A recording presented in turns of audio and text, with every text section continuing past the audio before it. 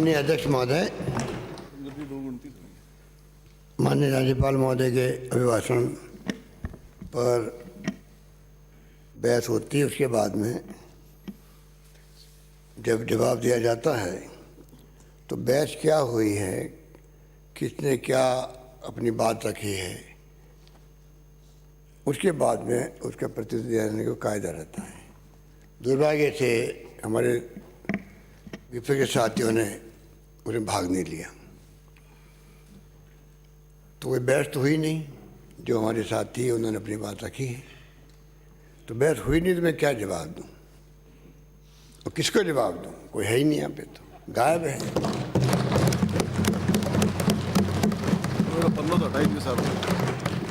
बाहर उनकी दुर्गति हो रही है, लोग आ ही नहीं रहे हैं, इंतजार कर रहे हैं, लेट कर रहे हैं,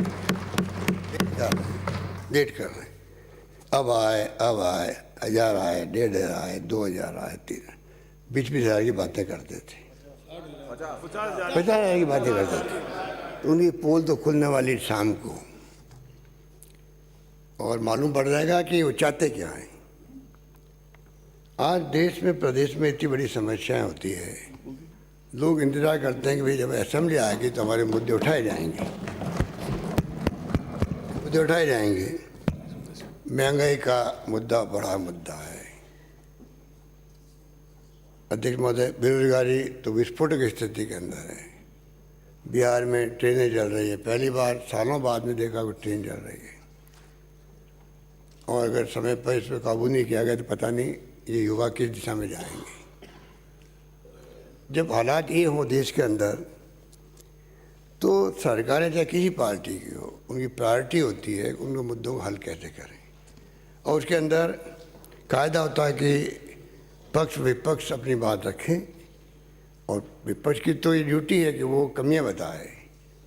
1 साल पहले बजट पेश किया हम लोगों ने अध्यक्ष महोदय, वो हमें कमियां बताते कि साल भर में आपके बजट में ये वादे किए गए तो पूरे नहीं किया आपने, महंगाई बढ़ी उसमें आप क्या कर रहे हो, बेरोजगारी के लिए रास्ते में क्या आपकी सोच है, और भी कई मुद्दे। क्योंकि देश में तो ऐसा हालात मैंने कभी देखे ही नहीं।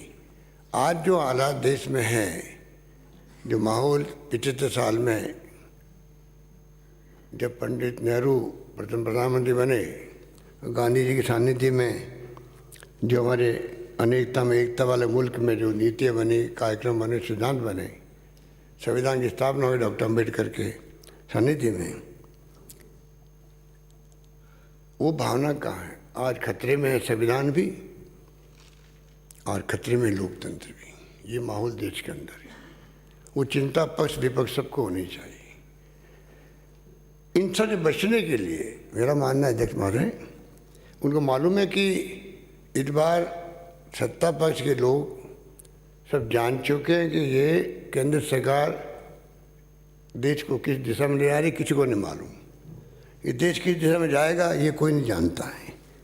ये माहौल देश के अंदर अविश्वास का, अशांति का, तनाव का, हिंसा का माहौल है, वो चिंता पूरे देशवासियों को है। इन सब से बचने के लिए इनके हाईकमांड के इशारे पे सब कुछ हो रहा है।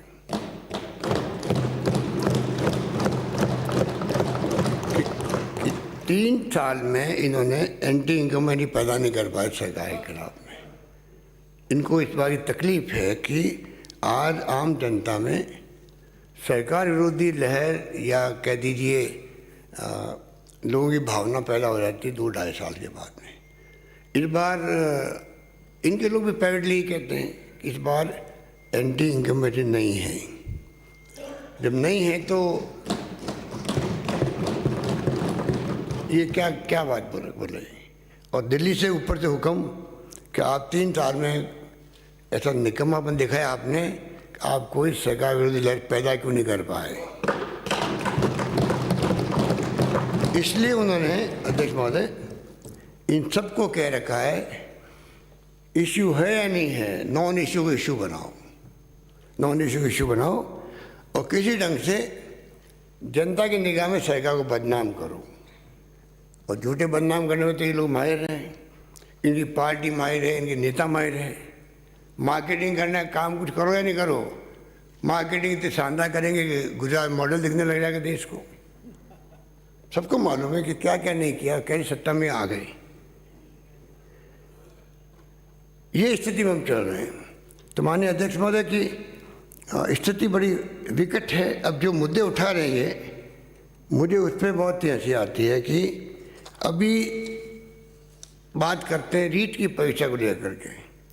अब मैं अध्यक्ष महोदय आपको कहना चाहूँगा कि जिस रूप में इनकी मंशा है कि रीट की परीक्षा सीबीआई से देने का कोई मतलब नहीं है। इनका मतलब है साल भर तक की जांच पूरी नहीं हो और ये जो बच्चों के एग्जाम नौकरी लगनी है, जो लगने वाली थी अभी, वो साल भर चल जाए और सरकार को बदनाम करेगा, आप नौकरी नहीं दे पा रहे हो। ये इनकी मंशा है, षड्यंत्र ही इनका है अध्यक्ष महोदय। क्योंकि ये मेरे पास आंकड़े हैं। एक तो अभी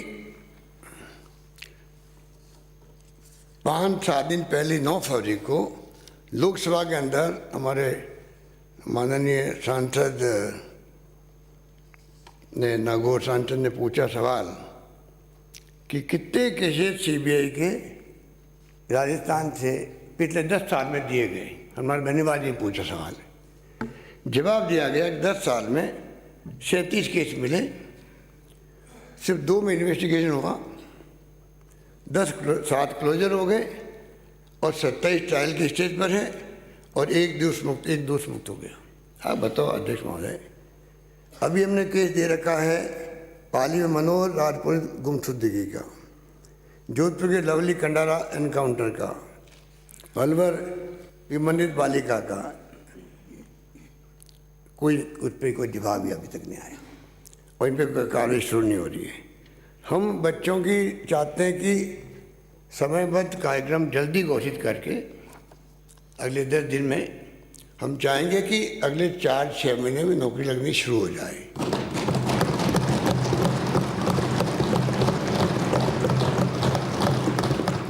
तैंतीस 30,000 नौकरियाँ 32,000 नौकरियाँ में निकाली थी।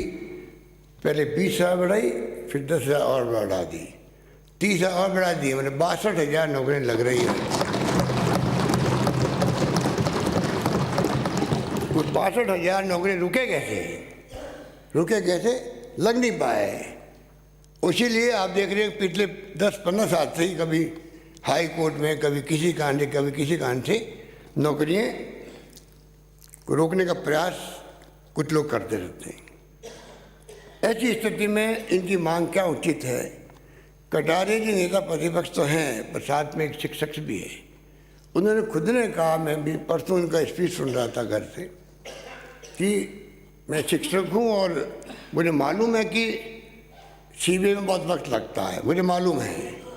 ऐसे जो ये अच्छा काम कर रही है, अरे भाई अच्छा काम कर रही है तो फिर आप समझो अपना हाईकमांड को कि आप मुद्दा गलत पकड़वा रहे हो हम लोगों को। अच्छा काम करे, मैंने सर्टिफिकेट दे दिया एसएसजी को। मैंने खुद ने देखा जब पहला स्टेटमेंट उनका आया था, जैसे वो जयपुर आए ऊपर दबाव पड़ा ताकि पलट गए। नेता प्रतिपक्ष को इतनी हिम्मत दिखानी चाहिए कि वो सही बात को सही बात कहे। और किस तरह से ये मांग कर रहे हैं सब मिल करके, इसलिए किसी ढंग से बच्चों की नौकरी नहीं लगे। इसलिए मैं आह्वान करना चाहूँगा प्रदेशवासियों से भी कि इनकी जो चाल है उसमें आप उनको समझ जाएं, ये चाल को पर्दाफाश करें उसका। और जिस रूप में इन्होंने पूरा सदन को डिस्टर्ब कर रखा है। माननीय राज्यपाल महोदय का स्पीच चल रहा था और आपने उनको इशारा भी किया राज्यपाल महोदय को, उन्होंने आपकी बात को तवज्जो दे करके इनसे रिक्वेस्ट करी, उसके बाद भी इन्होंने परवाह नहीं करी उसकी। क्योंकि इनको तो जो इनका एजेंडा है उसको इनको आगे बढ़ाना है, कैसे सरकार को बदनाम करो, झूठा बदनाम करो। इसलिए मैं कहना चाहूँगा माननीय अध्यक्ष महोदय, सीबीआई को ट्रायल दिला के ये 1 साल बर्बाद करना चाहते हैं कम से कम, और पता नहीं 1 साल में वो किस स्टेज पे केस को लाएंगे। इसलिए माननीय अध्यक्ष महोदय बहुत शानदार काम किया एसओजी ने, मैं उनकी धन्यवाद देना चाहूँगा। जिस दिन से इत्तला मिली, ये पहला केस है देश के अंदर आप देखिए कितनी जगह पर ये आपके केसेस जो है देश के अंदर, तो दूसरे राज्यों में भी परीक्षाएं जो है, गुजरात में कितनी परीक्षाएं जो पेपर लीक हुए हैं।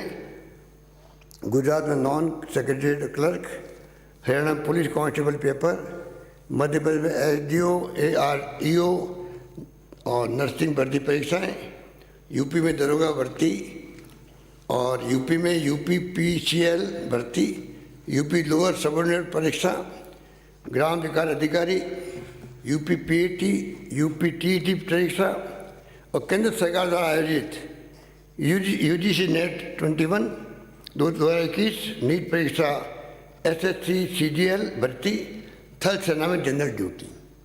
ये परीक्षाएं सब जगह पेपर लीक हुए हैं देश भर के अंदर। तय पे जाना चाहिए कि कारण क्या है। देखना है कि ये स्थिति क्यों बन रही देश के अंदर, पेपर लीक होते जा रहे हैं, गैंग बन जाती है, स्थिति क्यों बन रही है। कुछ कारण होंगे, फ्रस्ट्रेशन होगा युवाओं के अंदर, जो हालात बन गए देश के अंदर, जिस प्रकार का माहौल बनता है उस प्रकार का बिहेव जनता करने लग जाती है। माहौल बनाने वाले दोषी कौन है? NDA गवर्नमेंट है और BJP है। बर्बाद कर दिया देश को, बर्बाद कर दिया है। पूरा देश चिंतित है। इंदिरा गांधी ने जान दे दी तो खालिस्तान नहीं बनने दिया। राजीव गांधी शहीद हो गए, सरदार बहन सिंह जी शहीद हो गए। एक तरफ तो त्याग बलिदान की कहानी आज़ादी के पहले की बात के हमारे साथ में है। ये लोग 70 साल में क्या किया जुमला बोल देते हैं। 70 साल में क्या किया जुमला बोल देते हैं, क्योंकि इनकी तो सोच ही अलग तरह की है। इनकी सोच तो अगर कोरोना आ गया, दुनिया चिंतित हो गई क्या होगा। और हमारे केंद्रीय मंत्री कहते हैं अर्जुन मेघवाल, भाभी जी पापड़ खाओ, भाभी जी पापड़ खाओ, आपको कोरोना चला जाएगा। ये वो सोच वाले लोग हैं। शेखावत साहब कहते हैं गजेंद्र जी बालाजी को नारियल चढ़ाओ। कमाल है। अगर ये बातें जनता को बताएंगे कि इससे आपका कोरोना खत्म हो जाएगा, बेचारा वो जाएगा नहीं टाइम पे अस्पताल के अंदर, मर जाएगा। मर गए कई लोग, तो इनकी बेवकूफ़ियों से कई लोग मर गए हैं, किसी को नहीं मालूम है। ये पापड़ खिला रहे हैं, नारियल फोड़वा रहे हैं बचाने के लिए। बताइए आप, ये स्थिति है। कभी ताली बरसती है, कभी थाली बरसती है। क्या हो रहा है देश के अंदर, हो क्या रहा है देश के अंदर। ब्लैक फंगस क्या भयंकर बीमारी आई। 500 पेशेंट तो यहाँ आगे 500 पेशेंट ब्लैक फंगस, पूरा आधा चेहरा जो है, क्या क्या नहीं हुआ। मैं तो देख के आया अस्पताल के अंदर। शानदार काम किया हम लोगों ने। तो मैं निवेदन कर रहा था आपको, दूसरे राज्यों में सब जगह पेपर लीक हो रहे हैं, कहीं CBI की मांग नहीं हो रही है। वो जानते हैं कि लेट हो जाएंगे हम लोग। हमारे प्रदेश के अंदर BJP सरकार थी, इनके पक्ष में देखिए आप RS का परीक्षा 14 का, RGS परीक्षा 14, LDC परीक्षा 14, RPMD परीक्षा 14, जेल प्रहरी परीक्षा, सेकंड ग्रेड टीचर भर्ती परीक्षा, ITI सेकंड सेमेस्टर परीक्षा 2017, कांस्टेबल भर्ती परीक्षा 18, रीट परीक्षा 2016, रीट परीक्षा 2018, राजस्थान यूनिवर्सिटी का वार्षिक पेपर परीक्षा। ये कितने पेपर हुए BJP के राज के अंदर। ये पूछो, थोड़ी बहुत तो कॉन्शियस अभी कैसे लोग करते हैं इस प्रकार झूठ बोल करके राजनीति करने की, असत्य बोल रहे हो, ये मेरे तो समझ के परे हैं। इसलिए मैं कहना चाहूँगा अध्यक्ष महोदय कि सरकार चाहती है कि नौकरियां लगे। 1 लाख नौकरियां हम लगा चुके हैं अभी तक, और करीब 1 लाख के आसपास नौकरी का काम चल रहा है,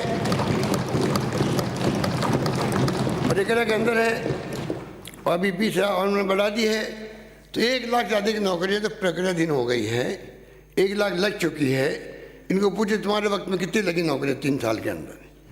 इससे मैं निवेदन करना चाहूँगा अध्यक्ष महोदय कि इस रूप में जो ये तमाशा कर रहे हैं, आपने बहुत प्रयास किए, मैं जानता हूँ। आप स्पीकर यानी सदस्य के हैं, पर साथ में आप कस्टोडियन होने के नाते आप अपना फर्ज समझते हैं किस प्रकार से पक्ष विपक्ष मिल करके हाउस के अंदर बिजनेस हो और पब्लिक इंटरेस्ट के अंदर बहस हो, उसमें इनकी रुचि नहीं है अध्यक्ष महोदय। मैं इनके ऊपर आरोप लगाना चाहता हूँ। अध्यक्ष महोदय, हमारी सरकार जिस रूप में मुद्दे उठा रही है, बजट पेश कर रही है, कोरोना के बावजूद भी हमने कोई कमी नहीं रखी। कोरोना के बावजूद हमने, आप देख लीजिए कि जो बजट पेश किया उसका सभी ने उसको अप्रिशिएट किया था, पूरे प्रदेशवासियों ने। और खाली बजट की घोषणा नहीं की मैंने, बल्कि आप सबको मालूम है कि अधिकांश घोषणाएं जिसमें पूरी हुई है 70% तो घोषणा पर तो पूरा हुआ 3 साल में। 80% के आसपास सैंक्शन निकल गई, काम शुरू हो गए, सड़कों के हों या पानी के हों, बिजली के हों, या कोई तहसील खोलने की बात हो, कॉलेज खोलने की बात हो, नगर पालिका बनाने की बात हो। अधिकांश काम जो हमारे साथियों ने मुझे दिए, अधिकांश काम लागू भी हो गए, प्रारंभ भी हो गए।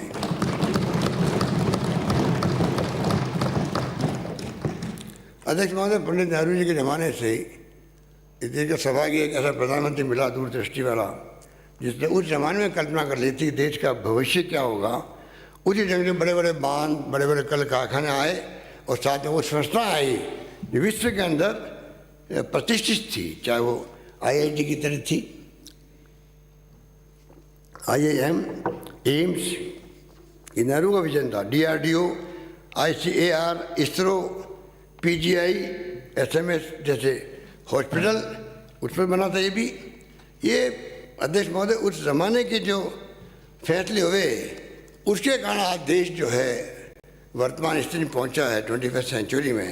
प्रधानमंत्री जाते दुनिया के मुल्कों में उनका सम्मान होता है, तो इसलिए सम्मान होता है कि 70 साल में आपका देश कहाँ पहुंच गया है। सम्मान इसलिए होता है, इसलिए नहीं होता कि आपने झूठे वादे किए प्रधानमंत्री बन गए, इसलिए सम्मान नहीं होता उनका। ये समझना चाहिए उनको, खुद को भी।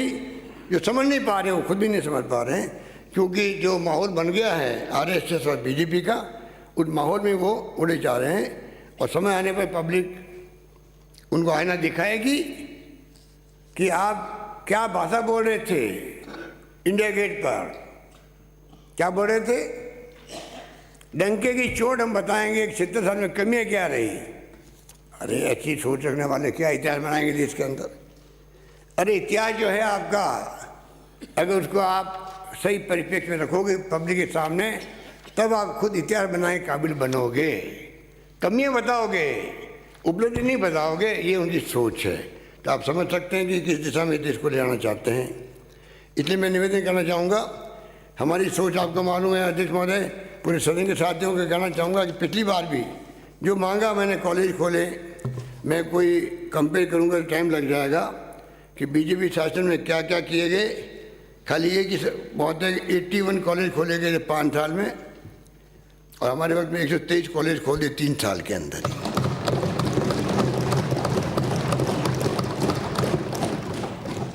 ये सारे आंकड़े मेरे पास में, मैं उस पर नहीं जाना चाहूँगा। स्कूलें क्रमोन्नत की गई, प्राइमरी स्कूल खोली गई, मॉडल स्कूल बनाए गए। कस्तूरबा गांधी, उन्होंने 5 वर्ष में एक नहीं बनाया, हमने 20 बना दिए। कस्तूरबा भी सब कुछ किया। और नीति आयोग ने खुद ने 19-20 की परफॉर्मेंस ग्रेड इंडेक्स में राजस्थान को A+ दिया है अध्यक्ष महोदय, नीति आयोग ने दिया है। इंस्पायर अवार्ड में 2021 में राजस्थान प्रथम है इंस्पायर अवार्ड में। अध्यक्ष महोदय, हमारे मिस्टर गोविंद दत्ता जी बैठे हुए हैं, शिक्षा मंत्री थे तत्कालीन। इनका खुद की सोच थी कि बच्चों को इंग्लिश सिखाई जानी चाहिए। ज़माना बदल गया, 21वीं सेंचुरी में जा रहे हैं। मुझे खुशी है कि 562 इंग्लिश मीडियम स्कूल खुली।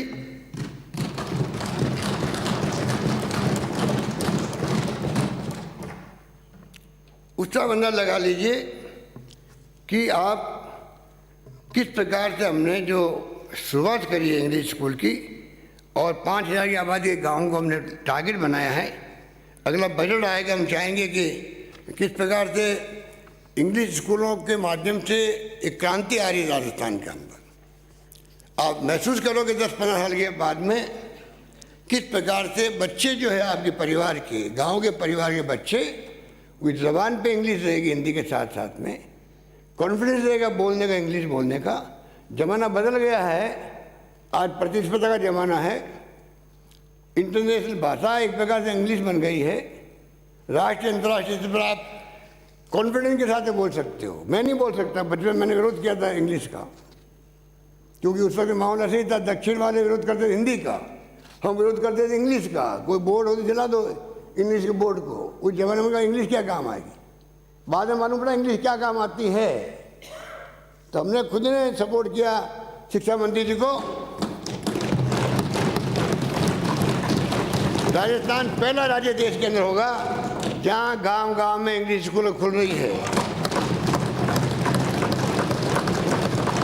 जितनी आप मांगोगे, उतनी मिलेगी आपको।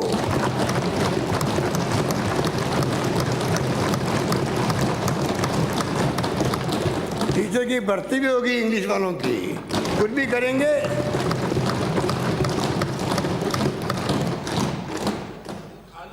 राजस्थान में मानव संसाधन, ह्यूमन रिसोर्सेज शानदार बने, चौमुखी प्रतिभा वाला बने, ये मेरी सोच है। मैं उम्मीद करता हूँ कि उसी सोच को हम आगे बढ़ाएंगे। इसलिए माननीय अध्यक्ष महोदय, ये तो बंद करने वाले लोग हैं, यूनिवर्सिटी को 2 बंद कर दी और बंद कर दी, पर मैं समझता हूँ बलवान पूने ने ठीक कहा, जहाँ शिक्षा कम है वहाँ भाजपा ज़्यादा है। जहाँ शिक्षा कम है वहाँ भाजपा ज़्यादा है। इसीलिए ये अप्रोच ये रखते हैं कि शिक्षा से क्या मतलब है, शिक्षा कम है वहाँ भाजपा ज़्यादा। ये भाजपा के विधायक बलवान पूने ने भी कहा है। इसलिए अध्यक्ष महोदय, मैं निवेदन करना चाहूँगा, राजस्थान आज वो राजस्थान नहीं रहा है। आज राजस्थान में शिक्षा के क्षेत्र में बहुत आगे बढ़ चुके हैं। राजस्थान में IIT आ गई, IIM उदयपुर में आ गया, त्रिपुरा IIT कोटा में आ गई, एम्स जोधपुर के अंदर आ गया, विश्वविद्यालय की तो झड़ी लगी हुई है। मैं समझता हूँ कि 20 साल पहले अध्यक्ष महोदय, आप भी मंत्री थे मेरे साथ में, तब हमने शुरुआत करी थी प्राइवेट सेक्टर को देने का। उसका परिणाम है आज medical colleges, engineering colleges, nursing colleges, सब एम्स भी आ गया, सब कुछ आ गया। आज छीनी राजस्थान में बदलाव आए। किस प्रकार से हम आगे बढ़ाएं, प्राइवेट सेक्टर में हमने अलाउ किया उनको प्रोत्साहन दें, क्योंकि सब काम सरकारी स्तर पर नहीं हो सकता है। अगर प्राइवेट सेक्टर मिला है तो मैं समझता हूँ कि हमारे बच्चे पहले आते थे महाराष्ट्र में, पुणे के अंदर, कर्नाटका के अंदर, वो नौबत ख़त्म हो गई करीब करीब, बहुत बड़ा फ़र्क पड़ा है। तो अध्यक्ष महोदय, मैं आपको निवेदन करना चाहूँगा कि ये हमारी सोच है और इनकी सोच क्या है वो आज राजस्थान प्रदेश जनता जानती है। अध्यक्ष महोदय, चिकित्सा सेवा और स्वास्थ्य सेवा का सगाई टॉप प्रायोरिटी पे है अध्यक्ष महोदय, और इसीलिए आपको याद होगा कि मैंने शुरू से ही इस पर जोर दिया है किस प्रकार से फ्री मेडिसिन हो, किस प्रकार से अपने टेस्ट फ्री हो जाए। मुझे खुशी है कि राजस्थान देश में सबसे अग्रणी राज्य है जहाँ पर टेस्ट भी है और साथ में मेडिसिन फ्री रखी है। अब जो हम लेके आए हैं, और अध्यक्ष महोदय भी मैं कहना चाहूँगा, जो हमने निरोगी राजस्थान की शुरुआत करी थी 19 के अंदर, प्रिवेंशन ऑफ मेडिसिन, कम से कम मेडिसिन की जरूरत पड़े एक, इस में हमने लॉन्चिंग अच्छे ढंग से किया था। बड़े बड़े डॉक्टरों को बाहर से बुलाया और जो तैयारी कर रखी थी निरोगी राजस्थान की, पहला सुख निरोगी काया को ध्यान रखते हुए, तो जो हमारी तैयारी थी वो तैयारी काम आ गई कोरोना के अंदर। कोरोना में जिस प्रकार से राजस्थान सरकार ने काम किया, मेरे तमाम साथी जानते हैं कि हमने तमाम पॉलिटिकल पार्टियों को, धर्मगुरुओं को, NGO को जिस समय साथ लिया, आम जनता ने साथ दिया, एक माहौल बन गया, कोई भूखा नहीं सोए, उसके हिसाब से सब लोगों ने अपना धर्म निभाया। और कैसी भी प्रॉब्लम आ गई, पर पहली फेज में, पहली लहर में लोग चिंता कर रहे थे अस्पताल में जाएंगे कैसे, अंदर कैसे जाएंगे, नर्सेज हो, डॉक्टर हो, वो भी गए और हमने बहुत शानदार तरीके से उसका मुकाबला किया। शानदार पैकेज दिया, सुप्रीम कोर्ट ने तो बाद में कहा 50,000 रुपये का। हमने पहले से जो ऑर्फन हैं उनको 1 लाख रुपये 2,500 प्रति माह पेंशन पर लो, और 18 साल होने पर 5 लाख रुपये मिलेंगे। और जो हमारी विधवा बहनें हैं उनके लिए भी 1 लाख रुपये और 1500 की पेंशन ताज जिंदगी। इस प्रकार से हमने आगे बढ़ कर के सब बच्चों के लिए भी व्यवस्था करी कि कैसे वो अपना ज़िंदगी आराम से गुजार सके। शानदार पैकेज मिला है राजस्थान के अंदर। और इसी रूप में हमने जो कुछ भी उस वक्त संभव होगा, चाहे चार्टर प्लेन भेजना पड़ा हो मुंबई में, भेजा हमने कि एक दिन की देरी भी क्यों हो, दवाई नहीं है, कल कोई एक आदमी जान नहीं चली जाए, उस रूप में हमने काम किया। तो अभी भी हमें याद है। तो अध्यक्ष महोदय, इसके साथ में हमने PHC, CHC, इंफ्रास्ट्रक्चर, पूरे इस मेडिकल के अंदर हमने कोई कमी नहीं रख रहे हैं। और हम चाहते हैं कि राजस्थान में मेडिकल के अंदर और ज़्यादा मजबूती लाएं। आने वाले वक्त में हम चाहेंगे कि राजस्थान में सब तरह की सुविधाएं हो, और उसी रूप में तमाम जिस रूप में तैयारी करी, इसीलिए WHO और राजस्थान के मैनेजमेंट की तारीफ करनी पड़ी थी। आज चिरंजीव योजना आई है। ये योजना अपने आप में एक अभिनव प्रयोग है। इसमें हमने कोई रखा नहीं है आयुष्मान भारत की तरह के एक कैटेगरी के लोग ही आएंगे। पूरे प्रदेशवासी इसमें भाग ले सकते हैं, फ्री ऑफ चार्ज। 5 लाख का बीमा, और 850 रुपये कुछ लोगों से जो कि इनकम टैक्स पे वगैरह हैं उनसे। आपको जान के खुशी होगी, अभी तक करीब इस योजना के अंतर्गत जो इलाज हुआ है, 6 लाख लोगों का तो इलाज हो चुका है। इसके अंदर 6 लाख लोगों का इलाज हो चुका है, और 900 करोड़ के आसपास की पेमेंट हुआ है। तो ये बहुत ही शानदार योजना। मैं हाउस के माननीय सदस्य से निवेदन करना चाहूँगा, आप भी अपने अपने क्षेत्रों में, प्रदेश के जहाँ भी संपर्क आपका है, एक भी व्यक्ति जो है उसमें छूट नहीं जाए। क्योंकि जब तकलीफ होती है, बड़े बिल बनते हैं प्राइवेट हॉस्पिटल के अंदर, तब उसको तकलीफ होती है। तो मैं समझता हूँ इसमें हमें आगे आकर के भाग लेना चाहिए। इस रूप में इस स्कीम को और मजबूत करना चाहते हैं। बाकी CHC, PHC, sub centre, district hospital, सब में हम लोग चाहेंगे कि मजबूती हो। इंफ्रास्ट्रक्चर बन रहा है। ऑक्सीजन हमारे पास पहले 200 मेट्रिक टन मुश्किल रहती, आज हमने जो व्यवस्था करी है उसमें अध्यक्ष महोदय 1000 मेट्रिक टन ऑक्सीजन की, 200 मेट्रिक टन से 1000 मेट्रिक टन ऑक्सीजन का इंतजाम कर दिया हम लोगों ने। ऑक्सीजन बेड्स जो है पहले हमारे पास 5,900 थे, अब हम 28,000 कर दिए ऑक्सीजन बेड्स। ICU बेड 1,200 थे, 6,000 कर दिए ऑक्सीजन ICU बेड, जिसकी जरूरत पड़ती है ICU बेड। बच्चों का ICU 665 थे, अब हमने 1,600 कर दिए हैं। तो अध्यक्ष महोदय, एक तरफ तो हर जिले में मेडिकल कॉलेज खोल रही है, और साथ में इंफ्रास्ट्रक्चर में हम लोग पूरी तरह ध्यान दे रहे हैं। ये मैं निवेदन करना चाहता हूँ। अध्यक्ष महोदय, हमने शुरू से ही, आपको तो जानकारी है कि हमने किसानों को प्रायोरिटी दी है। किस प्रकार से, अब पता नहीं भारत सरकार तो किसानों की आमदनी कब दुगना करेगी, सबको इंतज़ार है। जैसे अच्छे दिन के इंतज़ार थे, उसी ढंग का इंतज़ार दो गुना करने का है। कब करेंगे और कब फ़ायदा मिलेगा, पर हमने जो है जो वादे पूरे किए हैं जिस रूप में, मैं समझता हूँ कि उसी का परिणाम है कि आज हम लोग किसानों के लिए जो है जिस प्रकार से उनको जो हमने किसान सम्मान निधि दी है 1,000 रुपये की प्रति माह,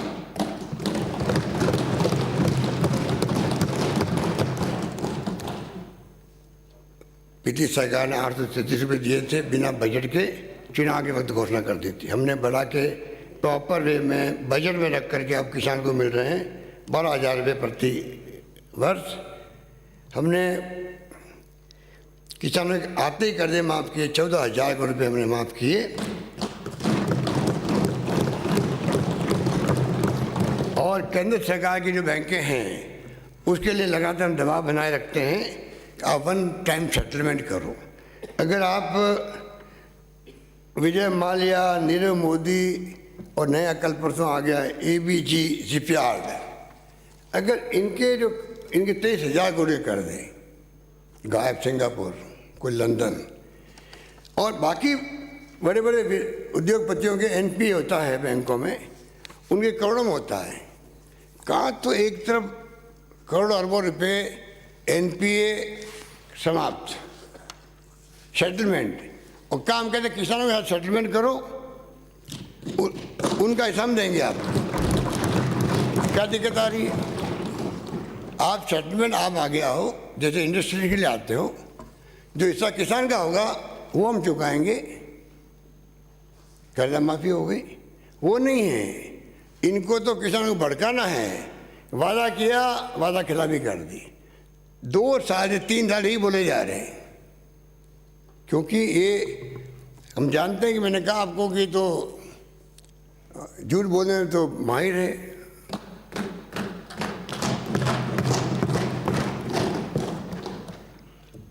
और उसी रूप में इनकी दुकानदारी चल रही है, दुकानदारी उसी रूप में चल रही है इनकी पूरे देश के अंदर। तो अध्यक्ष महोदय, हमने लघु सीमांत किसानों को भी जो है करीब जो 75 साल के उनको 1500 रुपये का अलग से पेंशन दे रहे हैं। ये नई स्कीम मैंने शुरू की थी 19 के अंदर। दिन में बिजली अध्यक्ष महोदय 15 जिलों में शुरू हो गई है, बाकी हमारा प्रयास आगे के लिए भी। 2,54,000 कृषि कनेक्शन दे दिए हमने 3 वर्ष में, और बीजेपी ने 5 साल में दिए थे 2,62,000। हमने 3 साल में दे दिए 2,54,000 कनेक्शन दे दिए हैं।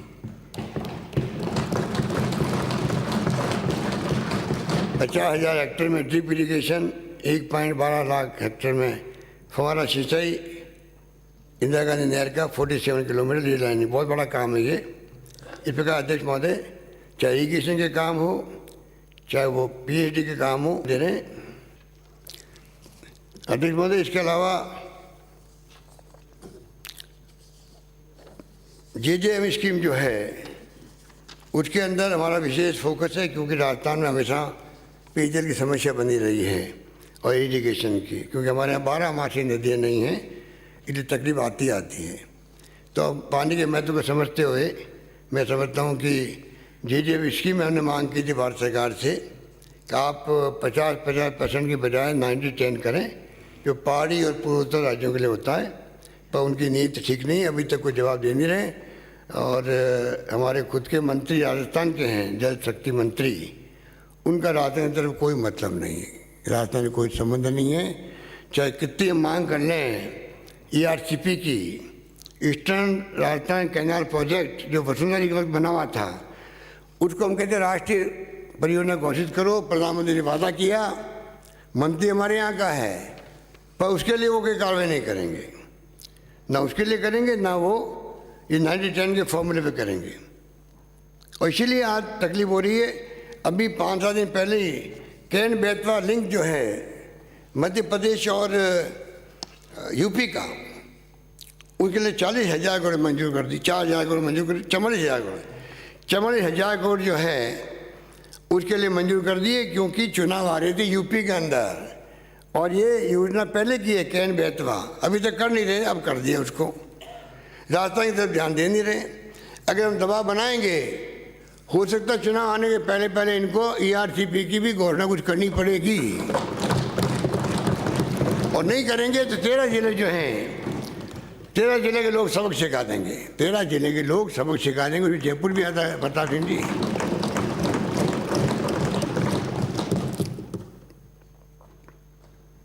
13 जिले की 82 तो विधानसभा क्षेत्र, 82। इनको मैं आगाह कर रहा हूँ, है नहीं तो भी आगाह कर रहा हूँ, बात पहुँच जाए कि 82 तो विधानसभा क्षेत्र आती है, कैसे अफोर्ड करेंगे। राष्ट्रीय परियोजना घोषित करने का वादा प्रधानमंत्री नरेंद्र मोदी जी ने जयपुर में किया, फिर अजमेर में किया, 2 मीटिंगों के अंदर। चुनाव चल रहे थे तब तो, और जब चुनाव हो गए तो भूल गए उसको। हम कह रहे हैं आपको तकलीफ क्या हो रही है? अगर आप और जगह कर सकते तो राजस्थान के साथ अन्याय क्यों कर रहे हैं? तो सदी से हम लोग तकलीफ में हैं। 25 तो सांसद दे दी इनको हमने, प्रदेशवासियों ने। जनता ने क्या गुनाह किया आप बताइए? 25 सांसद दे करके प्रधानमंत्री मोदी जी, फिर आप क्यों नहीं कर रहे हो इसको? जल जीवन मिशन की बहुत शानदार योजना, बड़ी योजना है, हम वाह लूट रहे हैं। अरे इनको पूछो, 45% आप दे रहे हो, 45% हम दे रहे हैं, 10% जनता से मांग कर रहे हैं, तो आपकी योजना कैसे हो गई? इतना मीडिया इनके प्रभाव में है, ये हमारे साथी बैठे मीडिया वाले दबाव में हैं। ये लोग इतने, इनके मालिक लोग तो पूरे दबाव में, कब इनकम टैक्स, कब ईडी, कब सीबीआई पहुंच जाए उनके यहाँ पर। इसलिए सब डरे हुए हैं ये लोग। ये मेहनत करते हैं, मेहनत यहाँ करते हैं, बाहर आके बैठ लेते हैं, पर जब ऑफिस जाते हैं तो पता नहीं वो न्यूज़ छपेगी नहीं छपेगी इनकी, इनको नहीं मालूम है। इशारा होता है ऊपर से, उसी ने न्यूज़ छपती है, उसी ने टीवी बोलता है, देखते दिखाता है, हमें मालूम है बातों को, ये भी जानते हैं। इसलिए 25 सांसदों की भूमिका भी कटघरे में है। बताओ वो क्या करे राजस्थान के लिए, बताएं हम लोगों को। कोई मतलब नहीं। जोधपुर लिफ्ट का है, गुड़ा मालानी की जो फॉरेन कंट्री से स्कीम बननी है, झुन्नू की स्कीम बननी है, जायका से और फ्रांस से, ये तमाम योजना जो है ये जल शक्ति मंत्रालय में आती है। कम से कम मंत्री को चाहिए, खाली ट्वीट करने से काम नहीं चलेगा, कुछ तो करो राजस्थान के लिए, एक काम तो कर दो। एक काम बताओ मैंने ये काम किया राजस्थान के लिए, तो बताएं। माननीय अध्यक्ष महोदय, कानून व्यवस्था की बात बहुत की जाती है। कानून व्यवस्था बहुत खराब है राजस्थान के अंदर। मैं तो नहीं कहना चाहूँगा कि दूसरे राज्यों में क्या हो रहा है, कितने रेप हो रहे हैं या कितने क्राइम बढ़ रहे हैं, पर अध्यक्ष महोदय हमने सरकार बनते ही जो स्टेप उठाए थे, मुझे याद है कि सरकार बनने के मेरे ख्याल से 6 महीने के अंदर अंदर मैं PHU में गया और हमने 4-5 निर्णय किए थे। FIR कंपल्सरी, कोई मामूली बात नहीं है। पूरे कंट्री में एकमात्र राजस्थान राज्य है जब थाने को जाएगा तो FIR को लॉन्च करना ही पड़ेगा, वरना पहले भगा देते थे व्यक्ति को, और वो नहीं करेगा तो SP ऑफिस करेगा। उसका परिणाम ये रहा कि 18 थाना अधिकारियों के खिलाफ कार्रवाई हुई। अब शांति सब लोग FIR दर्ज कर रहे हैं। महिलाओं के लिए अलग से यूनिट बनाई हम लोगों ने, DYSP, उसके बाद में एडिशनल SP रैंक ऑफिसर लगाया हर जिले के अंदर। केस ऑफिसर स्कीम के अंतर्गत ट्रैकिंग हो सके किसी क्राइम की, हीनियस क्राइम की, उसको हमने शुरू किया।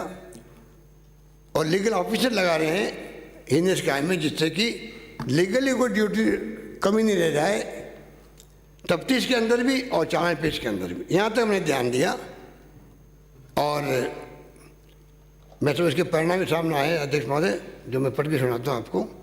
CRPC के माध्यम से 56(3) में कोर्ट से FIR आती थी, पहले आदेश आते थे FIR दर्ज करने के 33%, वो हमारी निर्णयों के बाद में 16% पे आ गए। 16% आगे 33, 16 पे आ गए हम लोग। महिला अत्याचारों का अनुसंधान समय जो है पिछली गवर्नमेंट वक्त में लगता था 274 दिन, अब लगता है सिर्फ 80 दिन लगते हैं। 80 दिन लगते हैं। थानों में हमने स्वागत कक्ष बनवाए कल्चर बदलने के लिए। फंडिंग हो रहे वो, कई जगह काम भी शुरू हो गए। 711 थानों में स्वागत कक्ष बन रहे हैं, कुछ बाकी रह गए वो बन रहे हैं। पॉक्सको कोर्ट में, पॉक्सको में 3 साल में अध्यक्ष में 6 लोगों को तो फांसी की सजाएं हुई है। 137 आजीवन कारावास हुए हैं। इतिहास में आज तक कभी इतने फैसले जल्दी नहीं हुए। एक एक घटना मेरे पास है, वो टाइम लग जाएगा, मैं सुना नहीं सकता उनको। इस प्रकार से NCR भी अध्यक्ष महोदय, मैंने पहले भी शायद कहा था, उन आंकड़ों को भी तोड़ मोड़ के बताया गया यहाँ पे। NCRB national crime record bureau ने पहले कोट कर दिया अपनी किताब पे, अपराध समाज में विद्यमान विभिन्न परिस्थितियों के परिणाम है। विभिन्न राज्यों में प्रचलित नीतियों एवं प्रक्रियाओं के कारण राज्यों के बीच केवल इन आंकड़ों के आधार पर तुलना करने से बचना चाहिए। अपराध में वृद्धि और अपराध पंजीकरण में वृद्धि में अंतर है। कुछ लोग दोनों को एक मानने की गलती कर बैठते हैं। ये भारत सरकार का नेशनल क्राइम रिकॉर्ड ब्यूरो जो बहुत ही क्रेडिबल संस्था है, उसकी कोड में पढ़ के मैंने सुना है आपको। और एनसीआरबी के आंकड़ों के आधार में 19 से 20 में राजस्थान में अपराध कम हो गए हैं।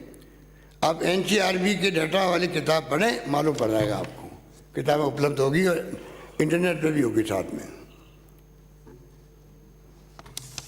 इस प्रकार अध्यक्ष महोदय, पूरे देश के अंदर जो वृद्धि हुई है आंकड़ों की, उसमें आप देख लीजिए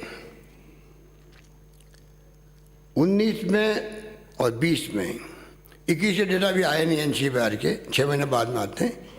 28% वृद्धि हुई है पूरे देश के अंदर। गुजरात में वृद्धि हुई है, 62% वृद्धि हुई है। उत्तर प्रदेश में वृद्धि हुई है 4.66%। मध्य प्रदेश में हुई है 8.19%। हरियाणा में हुई है 15.67%। और राजस्थान एकमात्र राज्य है अध्यक्ष महोदय जहाँ पर -14.46% हुई, -14। एनसीआरबी के आंकड़े हैं। और ये हमारे साथी पिछले साल भर से जो बोल रहे हैं क्राइम बढ़ गए, रेप राजस्थान में हो रहे हैं।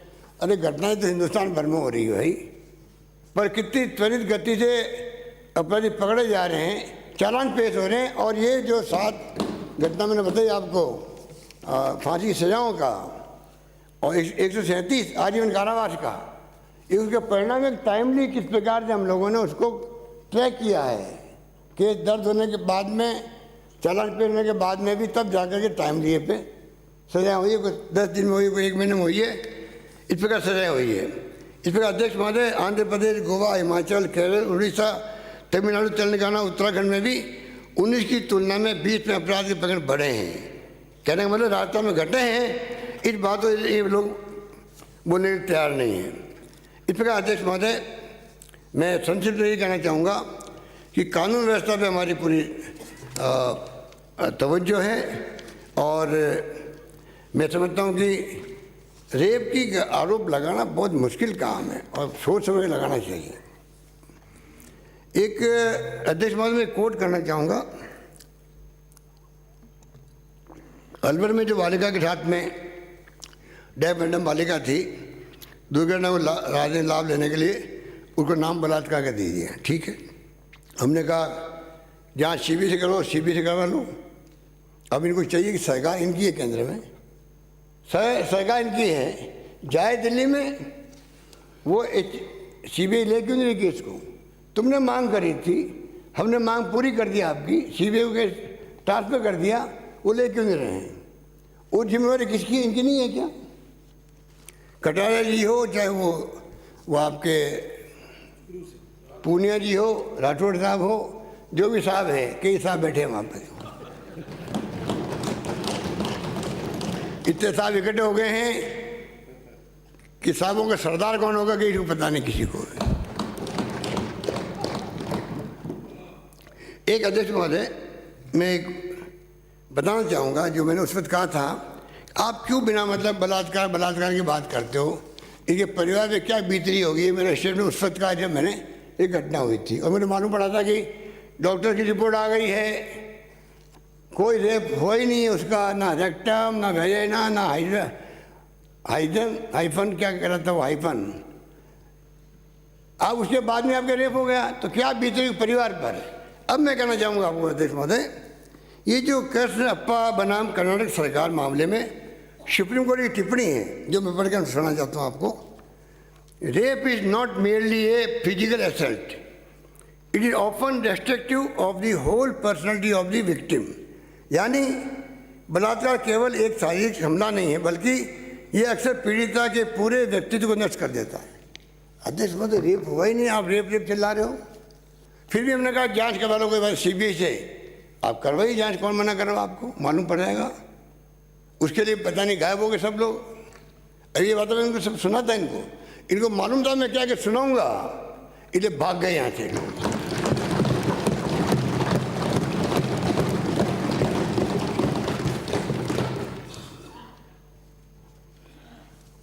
अध्यक्ष महोदय, मैं इतना ही निवेदन करना चाहूँगा कि लॉ एंड ऑर्डर की स्थिति हो चाहे क्राइम की स्थिति हो, हम चाहेंगे कि पूरे प्रदेशवासियों को सहयोग मिले और सख्त से सख्त सजा कैसे मिल सके अपराधियों को, उसमें कभी कॉम्प्रोमाइज़ नहीं करेंगे। ये मैं अध्यक्ष महोदय आपको विश्वास दिलाता हूँ।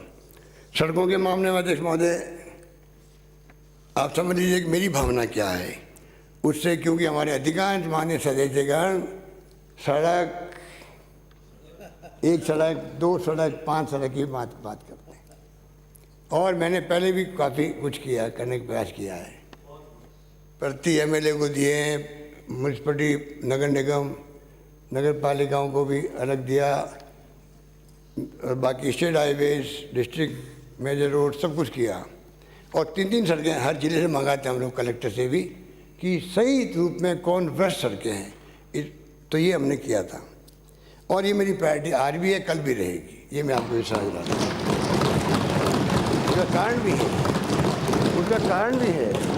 उसका कारण ये है अध्यक्ष महोदय, सॉरी मैं पीछे देखने लग गया। अध्यक्ष महोदय, अमेरिका के राष्ट्रपति जॉन एफ कैनेडी का कहना था कि अमेरिका में इसलिए सड़कें अच्छी नहीं हैं क्योंकि ये विकसित देश है। अमेरिका में सड़कें इसलिए अच्छी नहीं हैं क्योंकि ये विकसित देश है, बल्कि अमेरिका में सड़कें अच्छी है इसलिए ये हमारा देश विकसित देश कहलाता है।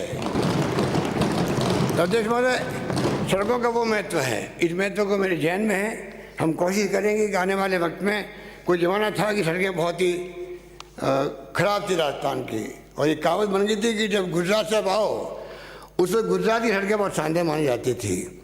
अगर आप गुजरात से बाई रोड आते हो, अगर आप नींद ले रहे हो कार के अंदर, नींद खुल जाए समझ राजस्थान आ गया।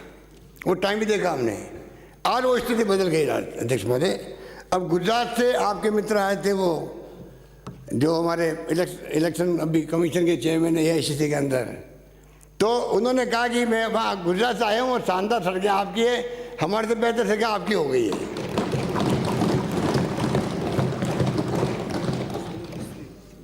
तो अध्यक्ष महोदय, पहले मैंने PMGSY का काम टाइम पे किया, RADF से लोन लेके किए हैं। इस प्रकार से राजस्थान में नॉन पेचेबल सड़कों का ध्यान रख रहे हैं, मिसिंग लिंक का ध्यान रख रहे हैं। ये मैं सदन को विश्वास रखना चाहूँगा। आने वाले वक्त के अंदर भी हम सड़कों के सेक्टर में पीछे नहीं रहेंगे, ये मैं निवेदन करना चाहता हूँ।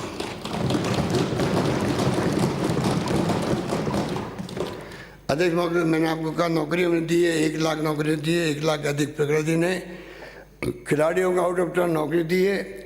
182 खिलाड़ियों को नौकरी अभी तक दे दी गई है। ये पहली बार इतिहास में बना है। 182 खिलाड़ियों को नौकरी दी गई है। 2% आरक्षण किया उनके लिए। मुख्यमंत्री अनुप्रति कोचिंग योजना 10,000 युवाओं को फ्री कोचिंग दी जा रही है। अंबेडकर DBT योजना में जिला व संभाग पर पढ़ाई करने वाले विद्यार्थियों को आर्थिक मदद अलग दी जा रही है। और विदेश के लिए अध्यक्ष महोदय, Rajiv Gandhi academic excellence scholarship हमने प्रारंभ की थी, उतना ही बहुत कम लोग आए हैं।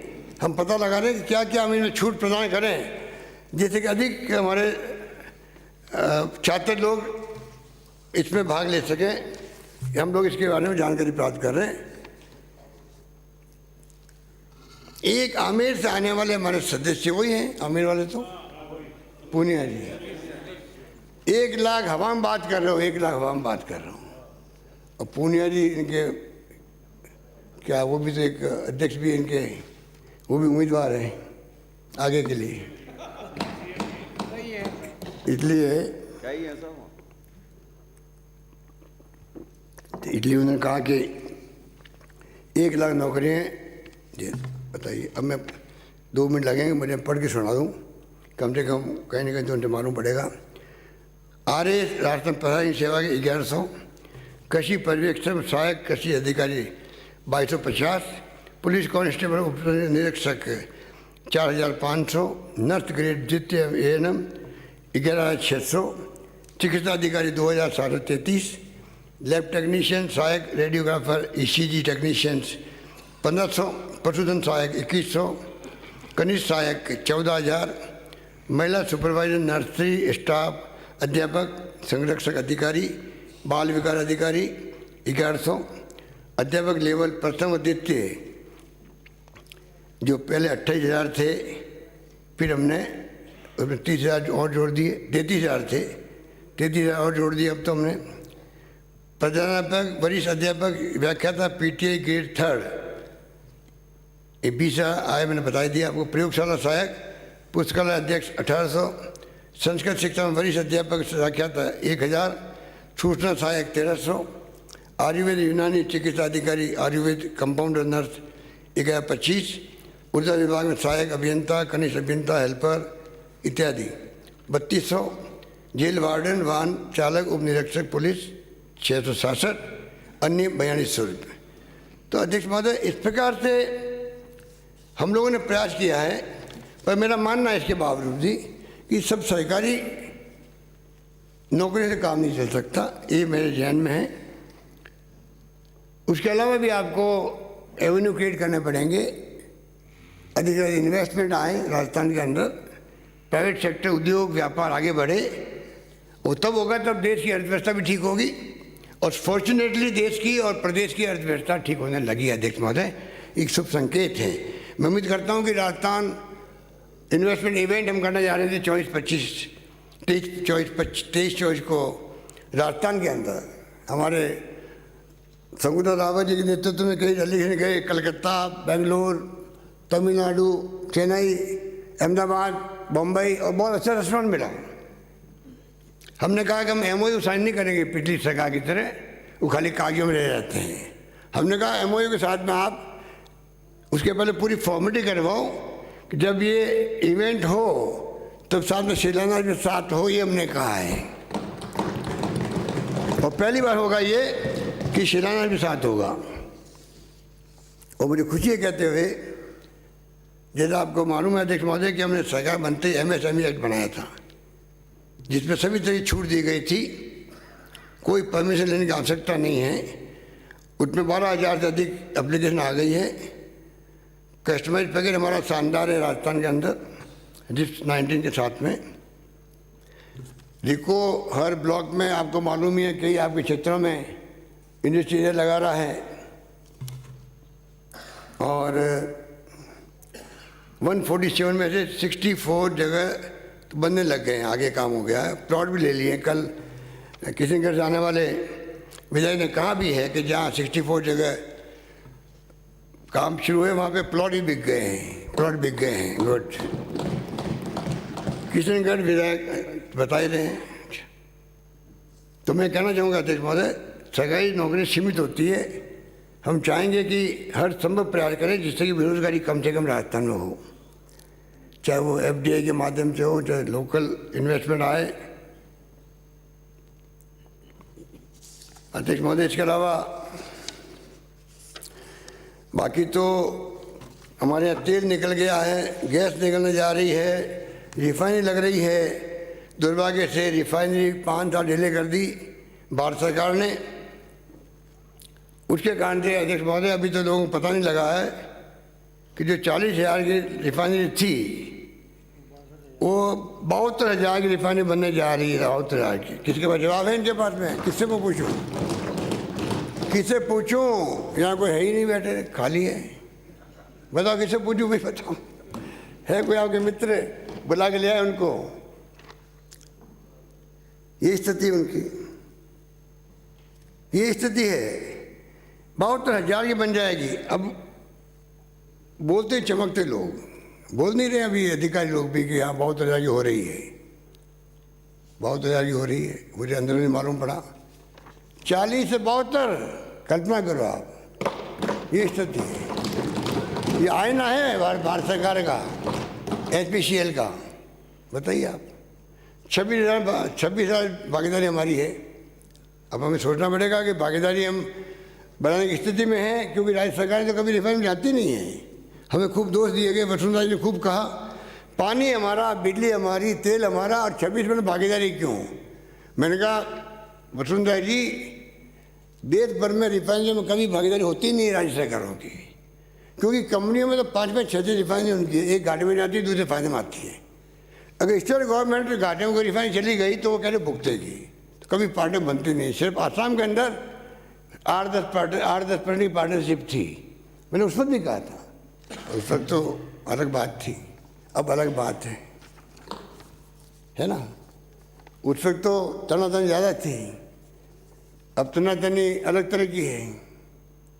इसलिए उतना तनी कहना पड़ रहा है कि ये जो स्थिति है इसको समझने की आवश्यकता है कि रिफाइनरी से भी पेट्रोकेमिकल कॉम्प्लेक्स कोई 800 एकड़ में बन रही है, पूरा एरिया हम लोग, जहाँ पे इंडस्ट्री कई तरह लगेगी वहाँ पर, राजस्थान भर के लोगों को रोजगार के अवसर मिलेंगे वहाँ पर। ये मैं निवेदन करना चाहता हूँ।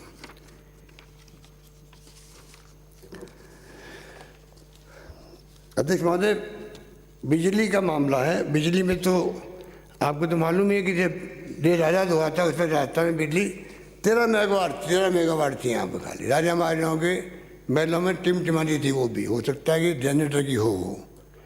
आज 23,000 से अधिक मेगावाट बिजली उत्पन्न हो रही है।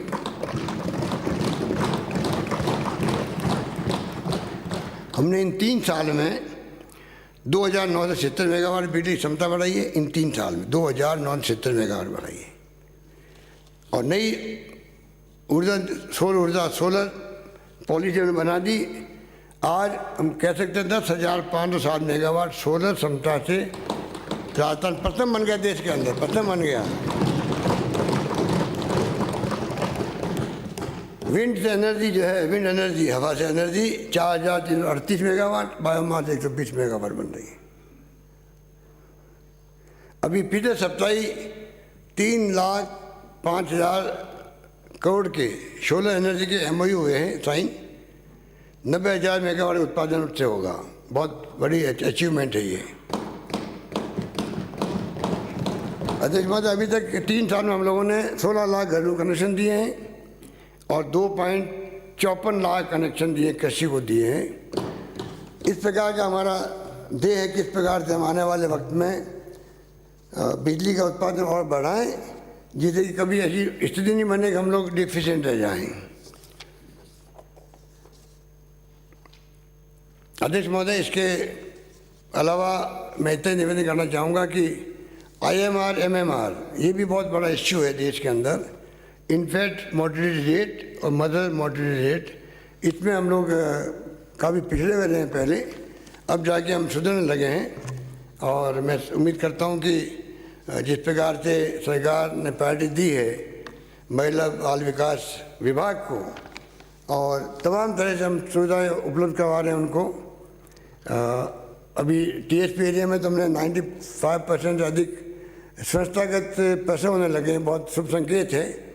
उसके अभाव में कई महिलाओं की मृत्यु हो जाती थी और MMR बढ़ जाता था, उसको ध्यान रखते हैं। उड़ान योजना के लिए मैं हाउस के माननीय सदस्यों से पक्ष विपक्ष सबको कहना चाहूँगा कि अभी तक 2,82,000 बालिकाएँ महिलाओं को निःशुल्क सैनिटरी नैपकिन उपलब्ध हो सकें। हम चाहेंगे पूरे प्रदेश के अंदर 200 करोड़ रुपये हमने रखे हैं इसके अलग से कि महिलाओं को बीमारी नहीं हो, इन्फेक्शन नहीं हो। और ये संकोच करने की बात नहीं है, इस झिझक को ख़त्म करना चाहिए। और समय आ गया कि गाँव के अंदर महिलाओं को बहुत तकलीफ होती है, इसके लिए आगे आके हम लोगों को इस पर ध्यान देना पड़ेगा। बाकी टीकाकरण अच्छा हो रहा है राजस्थान के अंदर, IMR भी कुछ सुधरा है, कुपोषित बच्चों का भी काफ़ी कुछ सुधार हुआ है। इस प्रकार हम लोग चाहते हैं कि इस बच्चों का भी ध्यान रखा जाए। माननीय अध्यक्ष महोदय, इसके अलावा तो सोशल सिक्योरिटी का मालूम है कि उसमें हम लोगों ने फ्री मेडिसिन और जो कुछ भी किया है वो आपके सामने है। उस पर मैं इतना जोड़ना चाहूँगा,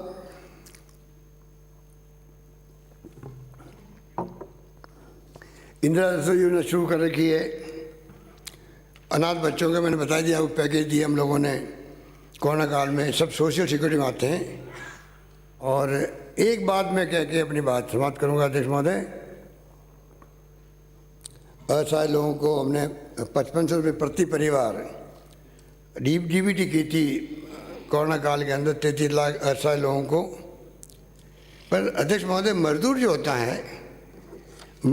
होता है वो खाली मशीनें नहीं बनाती बिल्डिंगों को, देश के निर्माण में ह्यूमन टच भी होता है।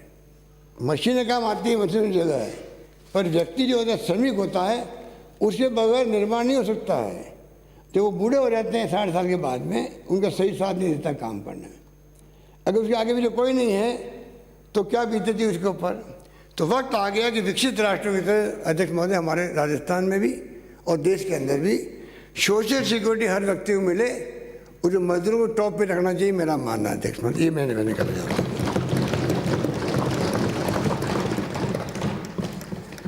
अध्यक्ष महोदय, आखिर में इतना ही कहना चाहूँगा